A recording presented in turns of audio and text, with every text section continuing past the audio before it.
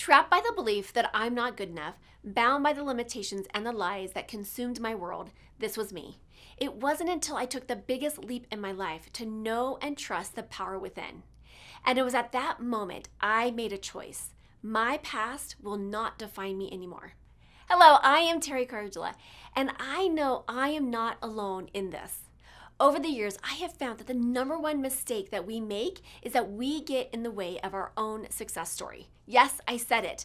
On this show, together we'll tackle limiting beliefs, self sabotage, getting stuck, fear, doubt, overwhelm, and the imposter syndrome. Join us on this journey designed to transport you beyond your limitations to a world where anything is possible. This is Talking with Teri. Hi, and welcome back to Talking with Teri, where we have powerful conversations to transform your life and your business. And our guest today is the one and only Natalie Tysdal, journalist and podcast host. She has received many accolades over the years for her work, including Emmy Awards, Associated Press Awards, the Gracie Allen Award. After leaving her 28 years as a TV anchor, she has now turned on her own camera and decided to create the business of her dreams by bringing the stories that matter the most. Welcome, Natalie, to the show. Teri, so good to see you and to talk I to you. Thanks for know. having me. I know. I'm excited. I don't know if you remember this, but when you were on the Everyday Show, I was actually a guest almost 11 years ago. I was telling my 11 husband the other day, I years. was like, after we had a conversation, I was like, I was pregnant with my daughter on I the probably show. was too. You If it was know, 11 years ago, I maybe just yes. had my son who's about to turn 12. So, Oh yep. my goodness. Yeah. So anyways, but it's great to have you. I would love to have you bring us up to speed for folks that don't know you yet, but get quite the treat to dive in and learn more about you today. So tell us how you got to be where you're at today. Oh, total life transformation. And I know that's what you like to talk about. And I want to encourage people, you can do that anytime in your life. It actually took a lot for me to make the decision to change things. I spent, as you mentioned, 28 years as a TV journalist. I started as a photographer, a videographer when I was in college. I thought I wanted to be a videographer. I love doing video and photography. But then found myself working in the depth of the newsroom as a producer. I then became a reporter, and you just kind of move through the cycle there as a journalist, Yeah. and made my way as a reporter to then being a TV anchor in various markets around the country, kind of work your way up in markets. I worked in Nebraska where I went to school, and then took a job in Idaho, moved down to Alabama, was married, then to Texas, and then to Colorado. Most of my career I've spent in Colorado. And for most of my television career, did morning news, which I loved because it allowed me to be a mom in the afternoon. But that Yeah. started to take a toll on my health when you're getting up in the middle of the night, 2:30 in the morning. Seemed like a great idea when I could be home with my kids. And so I thought, as a mom, we sacrifice, right? So I'm just going to sacrifice a little bit of sleep, get up early, Yeah. be home by noon, and then I get to be a mom all day, pick the kids up Yeah. at school, do the cookies, all that. But I started to realize just how taxing that was on my body.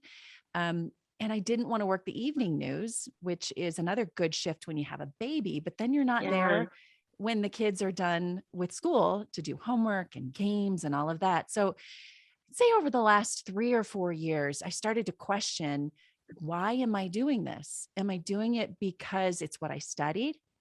Or am I doing it because I think it's what everybody else thinks is a good job? Because people would always say, you have a dream job. Oh my goodness, you're on television. And I'd say, okay, but I had to really reevaluate why I was doing it. I love being a journalist. I love asking questions. I love getting to the truth of the story.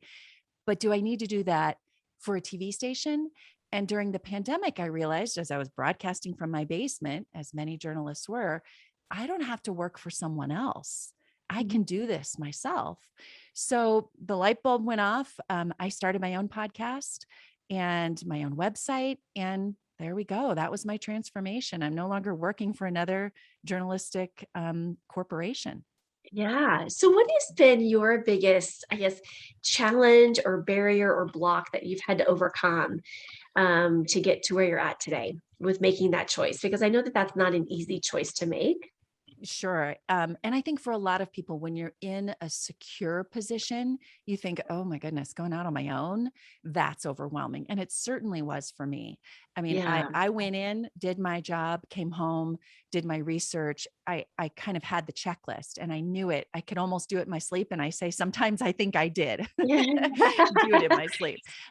So I think that the biggest thing I had to overcome was the fear of doing something else and doing it for myself and starting over. And it is scary. I encourage people to try, but I I remember early in my career when I was about to make a transition from evenings to mornings, and I was moving from a prime position at an NBC affiliate that I just loved on the Gulf Coast to move.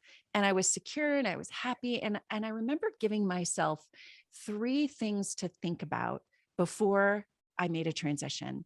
And I don't remember where I heard this or I came up with it, but I have referred back to it over 20, 30 years as making a transition and how to do that. And Mm, those three things were, am I proud of what I'm doing? Am I proud of the organization I'm working for? Do I walk in and walk home and talk about it and feel just proud of it? And then the second thing is, am I challenged by what I'm doing? Because if we're not challenged, we're bored.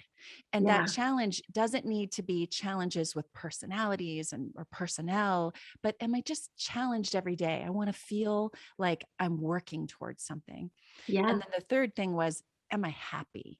Do I wake Mm, up in the morning just happy to go to work, happy about what I'm doing? So proud, challenged, and happy. And I thought back at that reading through an old journal, which I encourage people to do, as hard as it is to take the time to do it. And I remember in my job last year thinking, oh, okay, let me go through those three things. I'm challenged, but not like I want to be challenged. I'm not yeah. always proud, I'm sad to say, of journalism today. And that's a whole nother podcast. Yeah. I wasn't always proud of the product. And I wasn't very happy, mostly because my health and the time that I did have with my family, it wasn't quality because I was tired. So I really had to reevaluate and then say, it's time. As hard as that is, it's time. And so I took the leap. Wow. And I think there's a lot of people that are afraid of taking that leap because especially when we have, and I think a lot of folks, including myself, like I was working as a therapist in a very great company and I really enjoyed it. But there was something like you were saying, like, without even me really realizing it, I kind of had gone through kind of a similar checklist of like, am I happy here? Am I really doing what I'm called to be? And that taking that leap when it's something that's secured, there's benefits, there's paid time off, there's like all these other things that There's a make it paycheck, worth. Yeah, it's a I mean, paycheck, it's a consistent paycheck, right? And right. so when you're thinking about that and if you have a family or if you're married or in a relationship, like there's other people that's reliant on the paycheck that you bring home. And so I think it's incredible. And what I remember asking my husband, I told him, like it got to the point where I was being challenged by being asked to do something unethical. And I was asked to do this like 6 months prior, but I said, no, I'm not going to do that. This is why, blah, blah, blah. Well, then they came back 6 months later and they said, you are going to do this. And I said, that's unethical for me. And I just drew the line and I said, thank you. And I just knew in my heart right then and there that I'm giving my notice tomorrow. And so, and it was one of those things that's like, okay, here it is. But we figure it out. And I remember my husband saying to me, he's like, what's the worst that can happen? Mm, He's like, you fall on your face and you go get another job. And I'm like, yeah, you're right. Like, that's the worst that can happen. Like, I yeah, fall on my face and I go get another job. yeah, And so yeah, that was 25 years ago and have not had to go get another job. yeah. But I think there's a lot of folks that, it is terrifying. And I think, what is the worst case scenario? And are you willing to live with that? Mhm. And, going through, like you said, like, I love your checklist of really evaluating and reviewing what is it for us that's really making us happy because are we just staying in a job because of these other reasons that may not be relevant to what is happening in your life now. Yeah. And I think a lot of people, the paycheck obviously is a big deal. We can't all make that decision. But Yeah. what you can do is Mhm. dabble in something else and Yeah. start planning and then take the leap. So Yeah. to take a leap with no plan, well, maybe that's not such a Maybe good that's a idea. smart. Yeah. But I knew for the year I signed a contract and I knew that full year, I was like, okay, I know what I'm doing. I know I'm leaving. And I almost needed that year to really confirm because I was more tired that year than ever before. Just knowing, because I was dabbling, I was starting, I was planning while I had that. So have a plan, map it out, know Yeah. what it is so you give yourself that confidence before you make the transition. But the worst thing you can do is stay somewhere where you're not happy, you're not proud, and you're not challenged, because that's not good for anybody, including your own mental health. Yeah. And I think for ego wants to be safe and it wants to be secure. Oh, And so yeah. absolutely what you said is like, if we can dabble and, create like a little side hustle, Hmm. and that side hustle, I always tell people like, try to do at least 50% of your income in the side hustle before you take a leap, because that will give ego a little bit of like, okay, at least it's 50%. I can do this. I Yeah. can do this. And as soon as I'm not a huge fan, and some people that have heard me talk on my Facebook lives have heard me say this before, is like having two things going at once. Yeah. That's tough. Um, because what happens is energetically, we put in energy over here and we put on the gas. And then when we hop over here, we're putting on the brake over here, we're putting the gas on over here. And energetically, we can never be 100%. Yeah. But if we have an end goal in mind with like, okay, for the next 6 months, we're gonna do this. That is different in the sense of like, we're gonna now, oh my goodness, I don't know why that just popped in my head, but if anyone has ever learned how to slalom ski, usually you'll just start with two skis and then you Yes. learn how to drop one, right? And Right. it's kind of like that. It's like, okay, having two, right? And then Mhm. dropping one and focusing on the other one, right? Yeah. I don't know where that came from. That's a I've great never used that analogy. metaphor. Yeah. But it's like Yeah. letting, and it's like, okay, now it's time to let go, right? Let go of the attachments that we've had with the other piece, and let's fully 100% invest in, dive in, to what we're doing now, because that is really giving us the winning edge. Because if we've always tried to plan, I was talking about this the other day, is, if we have a plan B in place, right? Let's just, I was saying the other day, like, why having plan Bs are a terrible idea, because, we then, want to spread our energy. But if we commit to that plan A, Yep. there's, in my experience, when people have committed to plan A, yes, there's bumps along the way, but plan A typically works out. Like, we Yeah. figure it out. Yeah. Yeah, I couldn't agree more. And you just really have to commit to it and know that there's a timeline, because there are busy seasons in our life Yes. where okay, Hmm. 3 months, I can do this. For me, it ended Yes. up being that year. But as soon as I knew I had made the decision to leave the TV station, that year became more difficult. Like you said, my energy was Yes. over here with the new thing. So finishing out that contract was like pulling teeth every day because I was so Yes. excited about this new thing. But I knew there was an end date in sight. And Yes. I also want to encourage people, because I have several people who come to me over the years that ask for a job reference, and they ask if I'll call the new employer when they're looking for the job. And I told a young woman the other day, I said, don't be afraid to leave. You're not where you were 5, 10 years ago when you were first looking for a job. You've built up all of that experience. You have all of that now. So even if this job doesn't work out, and I know you're scared, whatever that new thing might be, you've still got that experience that will Yes. never leave, that you can take to whatever that next thing is. And that next thing will be there. Have confidence. Yes. And that's hard for people, but And it's, have confidence. yeah. Yeah. And that's about like trusting. Like, that's trusting Yeah. ourselves. That's trusting and having faith and like, Yes. okay, I'm not sure how or what this is going to look like, but I just trust Yeah. that this is going to work out. Yeah. And when we have that, belief, I always tell people that things get created twice, right? Twice, once in our imagination, right? Once in our thoughts, and then once in reality. And Yeah. so, having that faith and having that trust and saying, okay, this is going to work out, right? Yeah. 100%. Yeah, I agree. So what has been some of your lessons over this journey for yourself? Like, what have been some of the life lessons for you?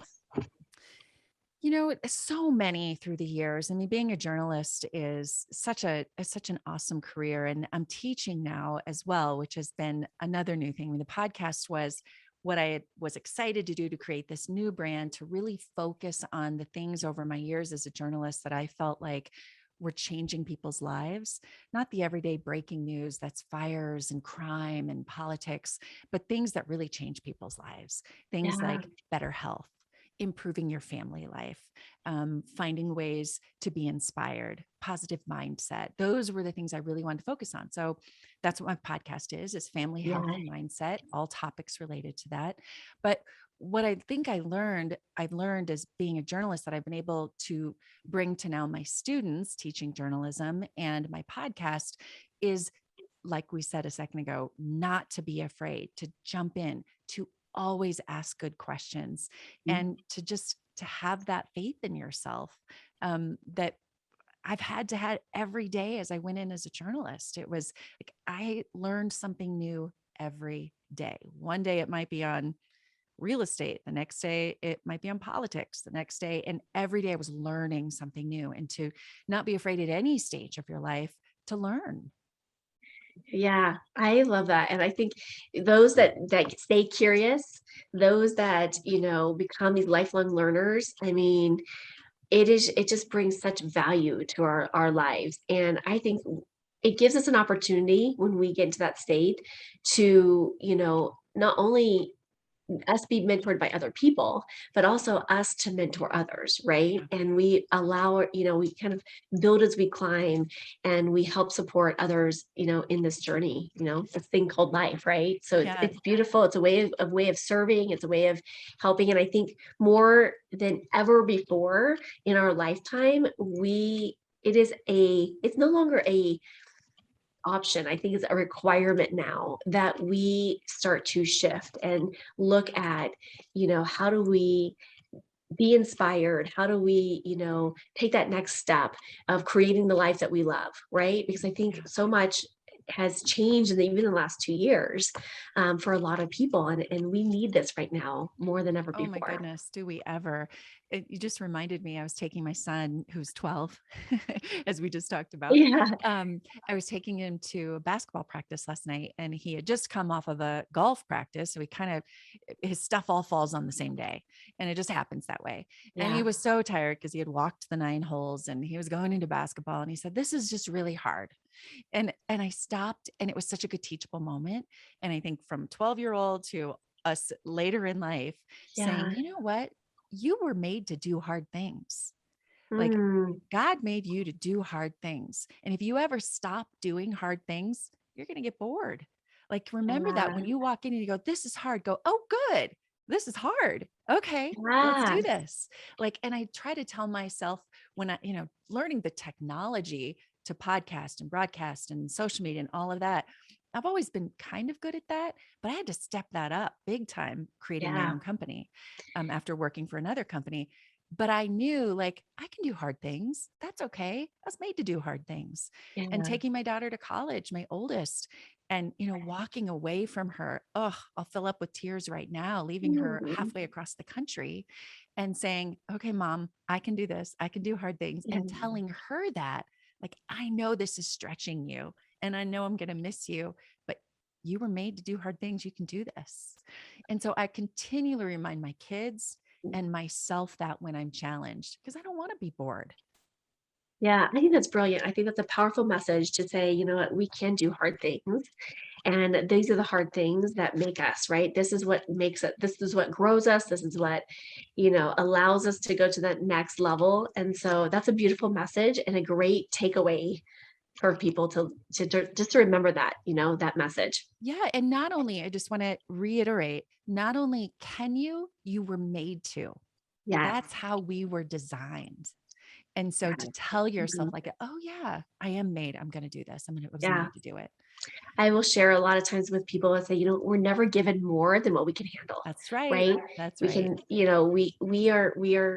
are given what we can handle, and then I just trust and know that okay, like, okay, this is this might be, I feel like a gut punch right now, but it's like, okay, there is something in this for me.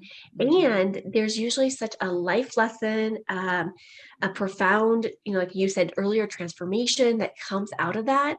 And I'm like, okay, so sometimes I have my mantra is like, this is happening for me, not to me. This is happening for Yes. me, not to me. And I may be rocking, okay, and saying this, not to go crazy, but I'm like, okay, like it is Yeah. here for us to serve us in some greater capacity that we may not even know. And I just had a conversation earlier this morning about, sometimes we are given, these experiences that, we don't even know how it's going to impact us Oh, so years from true. now. That's right. Yes, 2020 is always better when we look back, but we look back and we're like, oh my goodness. And there is a time and a place, I do believe, that when we are forced to do the hard things in any aspect of our lives, that at some point we can look back and say, okay, yes, I get it. I get why it was showing up now. Yeah, we never know it during those hard times. But I'll give you another example though. My oldest daughter, whom I Mhm. talked about, who goes to school in Florida, she's a college lacrosse player.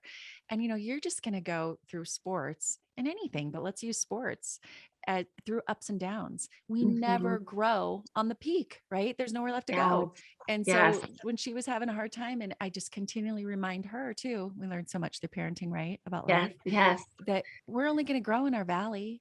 So we are That's going to, right. the pandemic was a valley, but boy, did a lot of us grow in different ways. So when you're Yes. feeling that depth of hurt, whatever it is, go, okay, this is where I'm going to grow. I'm in the valley.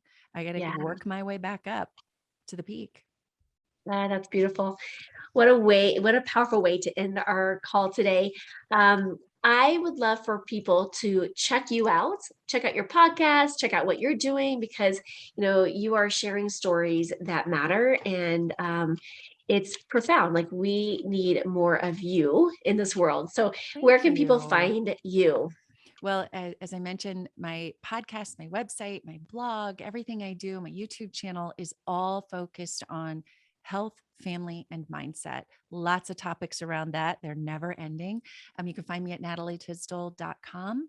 You can find my YouTube channel under N Tisdal, all my social media under Natalie Tysdal as well. Awesome. We'll be putting all that information in the show notes. And thank you so much for being the light. Thank you for having the courage and also being a role model, not only to your kids, but to everybody else that you come in contact with. It is Thanks, a Teri. profound honor to have you on our show today. And thank you so much for what you do. Same to you. Thanks. I am so grateful that you joined me for this episode. If you've enjoyed this, then there's just one thing that I would like you to do. Click to subscribe and leave me a rating and review. As my way to thank you, let's connect for a free consultation. Just reach out to me at talkingwithteri, that's TERI.com, to book your time.